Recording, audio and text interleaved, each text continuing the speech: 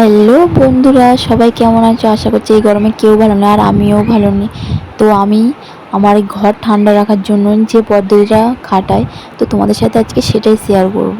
তো দেখো, এটা বরফ নিয়েছি, আর এইটা আমাদের জানলা। তো ওই জানলাতে অনেক অনেক পরিমাণ রোদ আসে। তো ওইটাই ঘরটা ঠান্ডা রাখার জন্য এই যে দুটো গামছা নিয়েছি। দুটো গামছা নিলাম। দুটো গামছা নেওয়ার পরে যে জল আছে, আর পাশেই বালতিতে অনেকগুলো বরফ দিয়েছি। তারপরে এই জলটা বালতিতে ঢেলে নেব।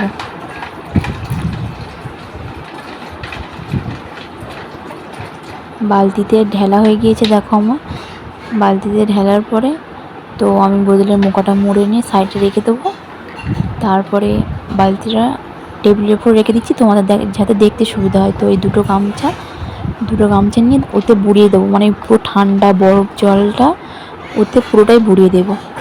বুড়িয়ে দেওয়ার পর ভালো করে একটু গামছাটা মানে করে নিলাম, মানে পুরো যে বরফের যে এটা ঠান্ডাটা যেন গামছায় চলে আসে। তো তারপরে এই যে মানে গামছাটা নিগড়াবো না, পুরোই ভিজে ভিজে অবস্থায় দেখো গামছাটা ওইভাবেই মানে ভিজে অবস্থায় জানলাতে আর কি দিয়ে দেবো। তো এই যে জানলা, তো গামছাটা যেরকমই আছে সেরকমভাবে এই যে গামছাটা নেবো, নিয়ে এবার জানলার একটা দড়ি করতে হবে, মানে যাতে গামছাটা মেলা যায়। তো গামছাটা এরকমভাবে মেলে দেব। তো আমি এটা ঘরের ভিতরে ভিডিও করেছি, তোমাদের হয়তো দেখতে একটু অসুবিধা হবে। তো দেখো, বুঝতে পারবে যে আমি কী করার চেষ্টা করছি। তো একটা গামছা ফার্স্টে দিয়ে দিলাম, তো তার জন্য ঠিক আছে একটু অসুবিধা হচ্ছে, তো নো মাইন্ড। তো আমি ফোনটাকে এক জায়গায় রেখে ভিডিও। তো এবার এই গামছাটা নিয়েছি, গামছাটা নিয়ে আর একটা মানে পাশে দুটো জানলা পরপর মানে দুটোয় একটা দিয়ে দিয়েছি। এবার এটা দেবো, পুরো গামছাটা যেন পুরো ভিজে থাকে। তারপরে এই যে দেখো ফাইনাল লুক হয়ে গিয়েছে দিয়া। খুব রোদ আসে, বুঝতে পেরেছো তো। তো জানলাটা হালকা করে দিয়ে দেবো।